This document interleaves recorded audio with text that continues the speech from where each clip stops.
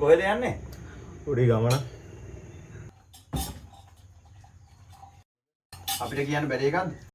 ඕකනේ උදේන් පටන් ගත්තා. මම යනවා කෙල්ලෙක් බල. මේ මෙහෙට වෙලා ඉඳපන්. මේක අතුල වෙනදලා පායලා අයියේ තියෙන්නේ. අයියරට නෑ. ඉතින් යම. කුණ්ඩෝලයක් අර ගැහුවම තේරෙයි.